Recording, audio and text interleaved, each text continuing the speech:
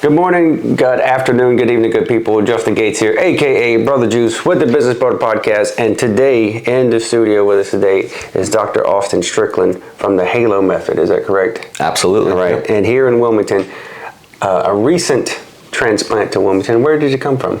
So I originally came from Pennsylvania. Okay. Me and my wife actually met in Pennsylvania when we were working at another establishment, and then I've always had this vision of coming down to Wilmington, really. Really? Yeah. Why Wilmington?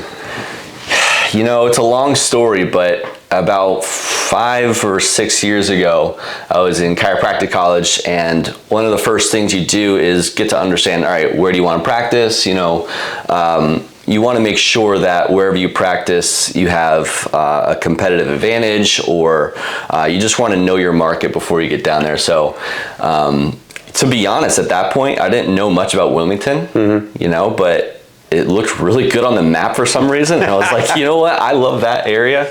But I was thinking the western peninsula of Florida as well, kind of near Clearwater or St. Pete's. Right. Other places in Texas. And so Wilmington was just on my brain at that time. And then when I met my wife back when we were dating, yeah, it came clear to me that she wanted Wilmington and I also want Wilmington, and so we started to make plans. And there you go. So here we are. So chiropractic care is just one of the things that you do, because we talked before this, and I mean, this is going to be likely we might not get finished with everything you want to talk about today. So probably I'm sure we'll have to follow up on this, because just this right here, what I have is quite enough. One of the things you do is trauma release or trauma healing. Is describe what methodology you use for that. What is it called? So I come from a specialty called Applied Kinesiology. Okay. And there is a lot just within that section. Yeah, let's define the terms, like, because again, we talked about this before. So Sure. Some of these terms are so ubiquitous and people use them in so many different ways. Right. Somebody might think, oh, it's Applied Kinesiology. What does that mean? Right. So let's what is that? Okay, so applied kinesiology, by the way, there's 270 different definitions of kinesiology. Okay, so I totally get that. Right. So I get that. It's not just me. So applied kinesiology is just one of them. And so what that means is this is a specialty in chiropractic, but also medical doctors and nurse practitioners, they do this as well, and acupuncturists, where we come to find out through the nervous system and also acupuncture and Eastern Western medicine, how is everything connected? So we use the nervous system to understand where the problems are in the body. And it's not just a structural issue from a knee joint or back pain or neck pain. That is the starting point that when people come to me, right, that is what their concerns are potentially. But then through the nervous system, we can understand where it actually is caused from. Right. Okay? So applied kinesiology just gets to understand where your body is really going off and really,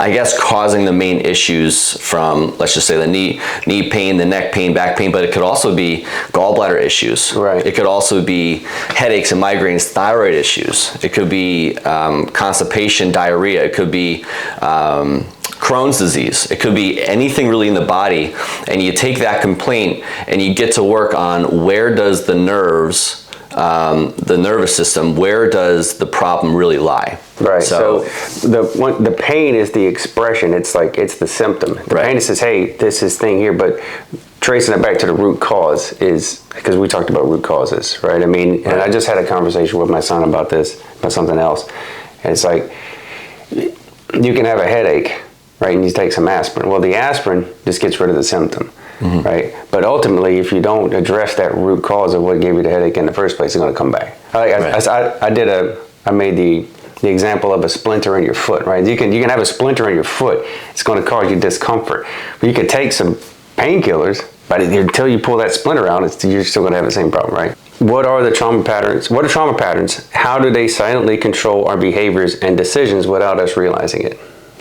First off, I want to say that trauma is a scary word for a lot of people, and we've come to accidentally learn or purposely learn that trauma is a big word, and if you have trauma, that you should be scared, that you should be truly aware of like how big that is. Now, I will say that I use this word all the time in my practice, and I always tell people that trauma is just a reflex. It's whether it's from a structural injury, from a biochemical injury, like from toxins, okay? That could be drugs or alcohol, right? But it could also be different shampoos you use. It could be from aluminum from the deodorant that you used to use, right? It could be from the different smoke that you're around in your factory if you work in a factory, or the car fumes. It could be anything biochemical like that. And then also emotional and mental injuries. So whether that's a real stimulus that you were verbally abused, or you were traumatized from bullying, or whatever the situation is, okay, your body takes all of those things, whether it's a structural, biochemical, or mental, emotional issue, and it registers it in the nervous system, in the brainstem and the midbrain, and your body throws out a reflex to try to fight against whatever's going on. And typically that's a sympathetic activation in the nervous system. So that's more of that fight or flight response. And sometimes you can even get into freeze mode. Okay? Right, yeah, I talk about that here. So trauma is just the burden that's placed on the body from a structural, biochemical, or emotional, mental place. I really like that definition. Yeah. I think that will help a lot of people, I think. Just to have the definition, the clarity of it, because it's like, it's so nebulous, you know? Right. And you got all these people banking off of it, you know, it's like, oh, I'm a trauma coach or healing. I know like a handful of people that do. I mean, one of my friends is writing a book on this, right? But coming from the same place, like people generally want to help, but for me, it's like, that's why I like, let's define terms, because like if we're just like chasing smoke, we can't get anywhere. Right. You know, and like I need to have something concrete. We got to have a starting point to get to, so we can identify it and then work either backwards or forwards from it. Yeah. So thank you for that. Again, clarity. I think clarity. This is a soundbite, right? Clarity is key, right? So just having that definition out there, I think, is valuable information for people to know, because it gives them a solid starting point. Right? Does that make sense to you? Absolutely. And you don't have to go to war and have a bomb blow off near you for this to happen. It could be like your point before with a splinter. It could literally be a splinter in your foot that causes this reflex. Yeah. And then, I mean, this stuff gets really in depth. I mean, what I uncover from people's evaluations is, oh, you know, they rolled their ankle at 3 years old, or they had a tick bite 15 years ago, or they had maybe this little incision for a surgery. And those things cause that sympathetic activation that, and I guess we'll talk about it later on too, but those are injuries that are, from what the nervous system can tell, still active to this day, and your body is still trying to prevent that from happening. This might dovetail into that. So how does it get trapped, we were just talking about, in the body? What are the physical signs that someone is carrying unresolved trauma? Yeah, this is a great question here. So anytime that somebody comes into my practice with whether it be Hashimoto's or the Crohn's or the IBS, IBD, it could be depression, anxiety, it could be heart palpitations or tachycardia with a fast heart rate. It could be so many different things, but when there's a major issue, and you know, things like lupus, it could be diabetes, it could be anything that's a disease pattern of the body. A lot of times something has happened many years before that. So if they've had, you know, let's just say diabetes for 5 or 10 years, right? I'm thinking, and maybe they're 30 years old and they've had it for 10 or so years. I'm thinking somewhere between 20 to 25 years ago, potentially something has happened in their history that may not even be significant to that person, but it was significant to the body enough to throw them into a trauma pattern reflex. And that has caused an unrelenting sympathetic activation. The body therefore could not relax enough to restore normal function. Right. And over time, your body starts to go into a disease pattern. Yeah. So in terms of the trauma patterns and why they're so important, they lead to chronic disease. Yeah, I get that. How do you... I mean, I think a lot of people might understand that. Wait a second, something's off here. And a lot of people do, right? And we'll get into this later. But is there...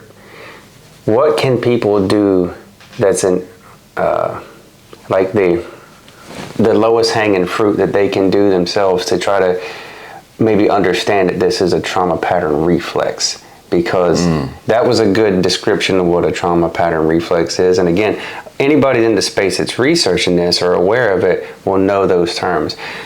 But until we talked, I'm like, trauma pattern reflex. I'm like, it kind of makes sense. I think I know what it is. But again, it's defining the terms. Right. So what can the layperson do to kind of self-gauge if they think that's what they're in? So sometimes a person would not realize that they're in it because they've been in it for so long. They just think that's who they are. Yeah. So maybe their friends or family could help them kind of check themselves. Are you uptight all the time? Are you maybe impatient all the time? And then also too, when it comes to freeze mode, are you not showing emotions at all?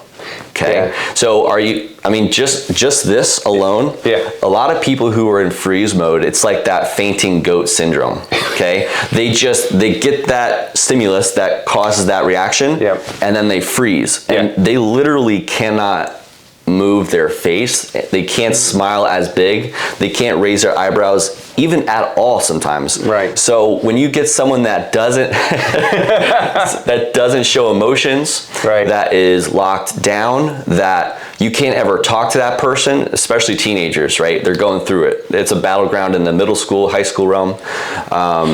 And so there's so many influences. When that person gets that trauma reflex, especially coupled with hormones that are just being introduced to the body, the person wants to flee. Yeah. Okay. So a lot of times, it's typical for a teenage girl to go to their room when they're mad, right? Or if someone's going through an addiction process, a lot of times they like to go into their space and isolate themselves. That's all a part of that trauma pattern.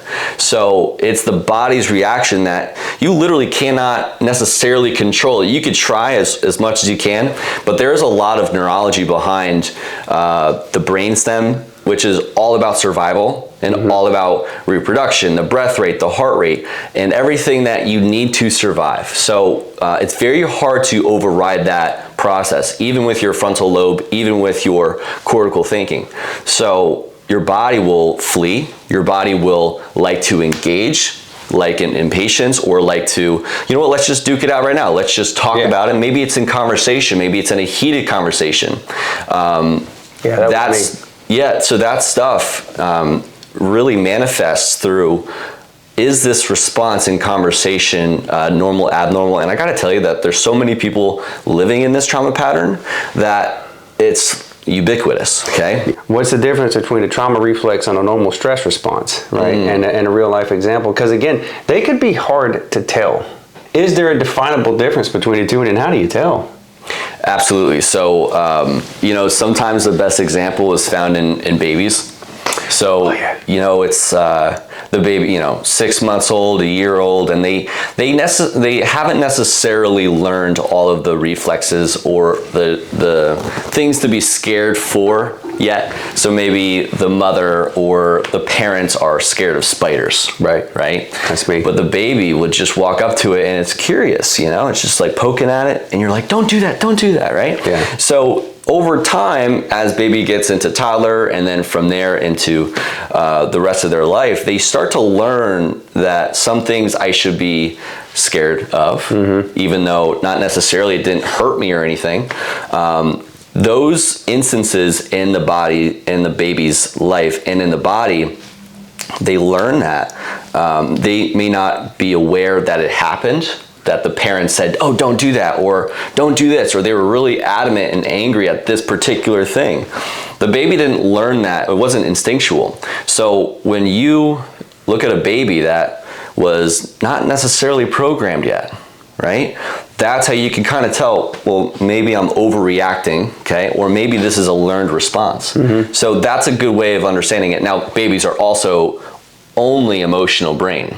They don't have any rational thinking. So anytime they're uncomfortable, they start to cry. Sure. Yeah, right? So, and they follow the emotions of whoever's in front of them. So with that being said, you got to take it with a grain of salt. But that's where I like to start for people. What is a normal response? So maybe, maybe someone loves the Carolina Panthers, right? And they just lost the game by 1 point, right? And the baby's over here too, and they're just looking at the same game, and they're just like, it's just a screen, it's just some television, right? But me as an adult, I'm about to lose my mind. Yeah. And so the trauma reflex actually lies within that point. And so I do other techniques that use acupuncture to de-trigger this response in the body.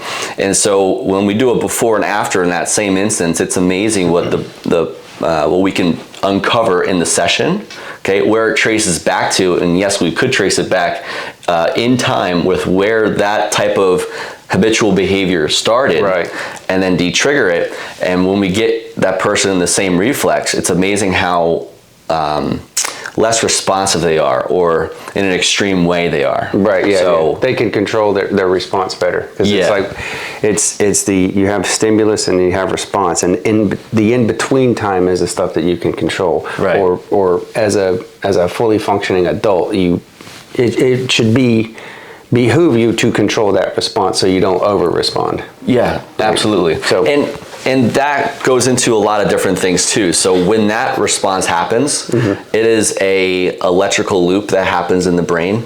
So it starts in the amygdala, which is the fear center of the brain. It goes through the limbic system, and then eventually it makes its way to the HPA axis, which some people have learned about, but it's the hypothalamus pituitary adrenal axis. Right. Okay, and so that's where the neurologic loop starts in the amygdala a lot of times, and then it ends in the adrenal glands. And what happens in the adrenal glands, it causes this sympathetic response. And there's a lot more to the nervous system, but essentially when one thing starts, it has to finish its loop. Yeah. Okay. It can't just stop halfway if it doesn't have enough power. If it had enough power in the beginning to start that reflex, it has to fulfill everything. So when we literally decouple or de-trigger a response, and it never starts in the first place, that's the power in feeling yourself again and not overreacting, or not having to flee away, or not being so frozen in public speaking, let's just say. Right. What are the common ways that you see in your practice people are getting stuck? Okay. So, yeah, so let's see. So the sympathetic dominance, how does it get stuck? How does the body get stuck in that sympathetic dominance over the course of years? It's funny, the body says to itself, not literally, but this is what essentially the body's saying, that when you go through a major bruise or a concussion or a major verbal abusive situation, or some memory, distant memory that is very painful, whatever the stimulus was, okay, the body then engages a reflex, and it remains in that reflex until you de-trigger it. It could be decades, literally decades, until you can find a person that can de-trigger that. But essentially the body says, this reflex saved you. Okay, that's all it knows. Right. The body says this reflex that I put you in. Yeah. Right. Or playing dead has saved you. Therefore I'm gonna keep saving you with that reflex. And so you have to. It's like the only coping mechanism. Exactly. It becomes and so the body's like, okay, we get to breathe again tomorrow if this stimulus A, response B. It's like, guess what? We'll just triple down on that. And so every day, so then it becomes an everyday thing. Exactly. That makes a lot of sense. Yeah, and it sounds crazy to some people that they could be in it for years or even months. But Yeah, it could be as simple as final exams, midterms, right? It could be public speaking, which is, I believe, either the number one most feared fear, or number two, and death is right there as well. Yeah, it's right up there in the top three. It's amazing how scary these situations could end up being, but again, a lot of it is learned. Yes, yeah. Oh, and let me just say one more thing too, that again, with an injury to the body, concussion, it could be a surgical scar, it could be a dislocated thumb, it could be anything that the body deems not normal. Okay, that could be very small, right? What's not normal or what's foreign to the body. The body puts you in that reflex potentially, not all the time, but potentially. Right. And then you are potentially stuck in that reflex until you de-trigger that response. And so, you know, what kind of makes people into that sympathetic dominance?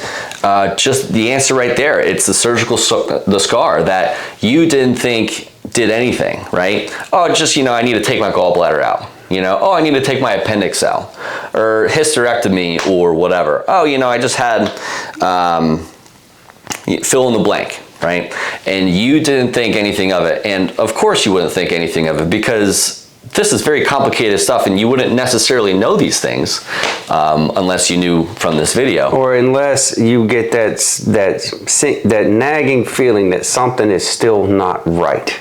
Right. You know, I think that's what a lot of people probably past 40-ish will probably be like, something like, yeah, I did this. It's something is just not right. I'll say this one story about that topic there.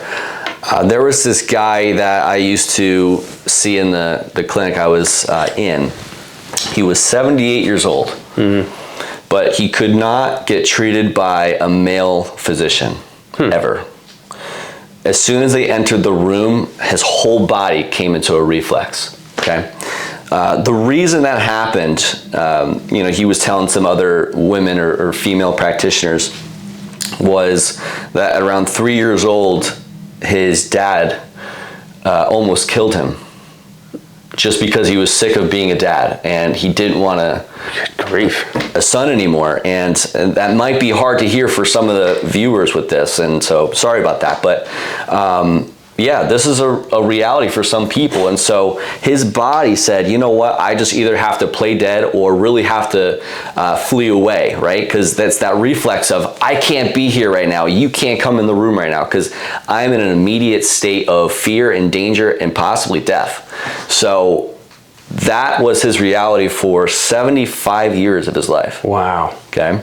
And so this happens, it will not go away. Right. Okay. Because the body is all the time trying to help you out the most it can. And sometimes with something that significant, it will remain in you for a long time. And it's so there's a book I think called The Body Keeps the Score. Yep. So you're familiar. I haven't read it, but I've heard about it. A lot of people have mentioned it to me. And I'm like, yeah, whatever, right? But it does. What are the biggest red flags that someone is experiencing sympathetic dominance? And how can they start to reset the nervous system? Well, come see him. So. Yeah, so did you ask about the symptoms of it? Just the red flags. The red flags. Okay, Yeah. so anxiety, depression is the big two right there. And then when it comes to other red flags too, diabetes is another thing. So there's something called insulin resistance, which every type 2 diabetic will understand. There's something on the opposite end called cortisol resistance, okay? There's a balancing act between insulin and cortisol. So when there's insulin resistance, your body keeps producing insulin to try to get the blood sugar away from your bloodstream to the muscles, but it's not working.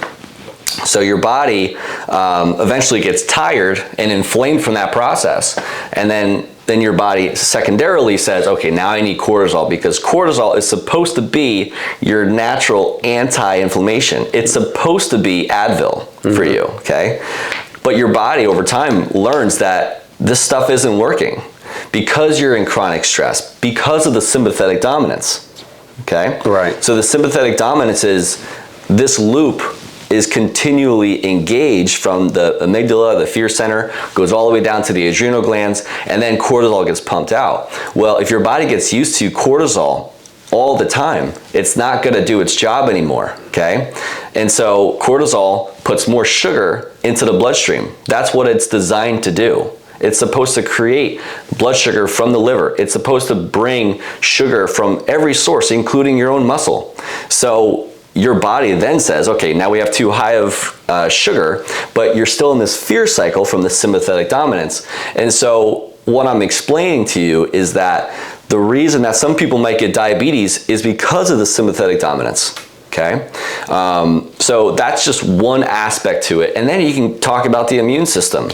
So when it comes to Hashimoto's, or it comes to Graves' disease, or when it comes to other autoimmune conditions of the body is thrown into trying to find out the killer of your body. Let's just say it's a virus, or it's a heavy metal toxicity, or it's a chemical inhalant. The body doesn't like that. But if you're in a sympathetic dominance, okay, your body is actually influencing the immune system to go and try to find something, okay? Because the nervous system and the immune system and the endocrine system are all integrally related and linked. They have to work together. So if your nervous system is spiked, your immune system will also spike as well. And if this is happening chronically, this will happen chronically for the immune system too, and the endocrine system. So in terms of what are the risks and what are the red flags for sympathetic dominance, well, this will definitely lead to that. Right. Absolutely, man. We talked about before generational trauma. How is that passed down to the generations, and can we actually inherit that? Right. So the researchers have done this to not humans, but to mice. And so mice and humans are very related. And so that's why we do a lot of mice studies. But so they have done research on mice where, similar to Pavlov's dogs, with the salivation and the bell, they actually did it on the opposite end, where they reintroduced or introduced a stimulus that was not really bad at all, maybe just light, right?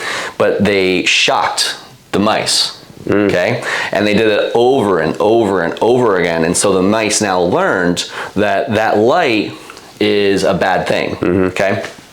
So the ball doesn't stop there. They tracked it from generation of that mice, that specific mouse, from that their kin to their kin to their kin to their kin to their kin.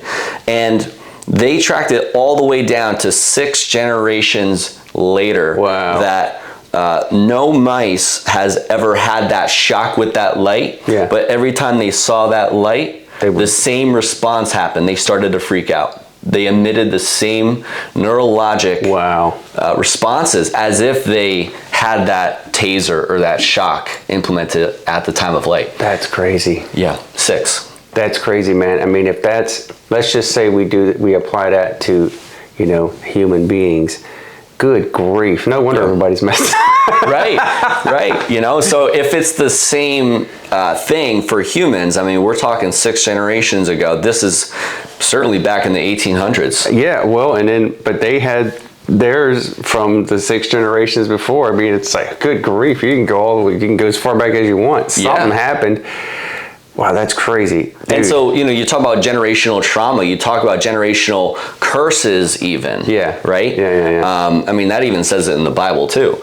But so there's that too. But the generational trauma, I mean, you can kind of play around with it, okay? Yeah. And so you could hypothetically be like, all right, well, my grandfather's grandfather, they were in Germany, or they were in Switzerland, or they were in America. And I don't know what they were dealing with, but they could have been potentially dealing with food scarcity. Well, the Great Depression. The Great Depression. It could have been an immune system thing where everybody was getting sick, right? Like or the war. Any of the plagues or the wars. Yeah. So whatever that trauma was for them, okay, it actually gets imprinted in the DNA, because research also shows that 93% of DNA is epigenetics, which means that it could adjust 93% of the DNA that you come into the world with, okay? So it's a good thing and a bad thing. Right? But anyway, so that response, okay, could be absorbed by your DNA essentially. And then that is carried through to your kin and to their kin and to their kin. So hypothetically, you could be thinking about that. And so every time you might be hungry, right? You know that you have food at home, but for some reason your body gets thrown into the sympathetic response. It could be as in-depth as that. Yeah. It could be. And so good news is you can absolutely resolve that issue, but it has to be in a very particular way. But you could resolve it. Right. Well, let's talk about that. So what would be how would you go about resolving that or breaking that cycle? What does that look like? So, so first we have to understand, if you're coming in here with the understanding of, okay, I might have trauma patterns that I need to break down so that I could finally relax, okay? You know, if that's one of your concerns here, then we're gonna check that out. Or any type of chronic condition, we're gonna check that out because that's very important. How you break that cycle is when we get you into that reflex, or you're already walking in here with that reflex, there's certain muscle tests that you could do, which again, we're not testing muscles for muscle's sake. We're testing them because the nerves connect to the muscles. Right. And so you can actually kind of speak the nervous system language through the muscles, okay? The nervous system is from the reflexes to the muscular side of things to the sensation side of things, right? So that's the nervous system for you. And so with that being said, if your body is stuck in this reflex, you could be, I mean, it's just like you and me right now. We could just be talking here, sitting down and all that, but unconsciously, your body predisposes your muscles to this position. Right. Okay. So your neck comes down a little bit to protect yourself. Your biceps get concentrically contracted. Okay. So they come up like this. Your fists start to get this flexion in them. Okay. Unconsciously. So what we do in our practice is we test that. We say, all right, if you're in this, right? Every personal trainer knows this, that if one side of the joint, right, is more tight or hypertonic, you tell me the other side. Exactly. Right. So the other side is actually weaker. So if you're in this response, right, we test, are you too strong here? And the opposite is, are you too weak here? Okay, so we check the triceps, we check the neck extensors, we check the neck flexors, we check the pecs, we check everything that could be related to that response.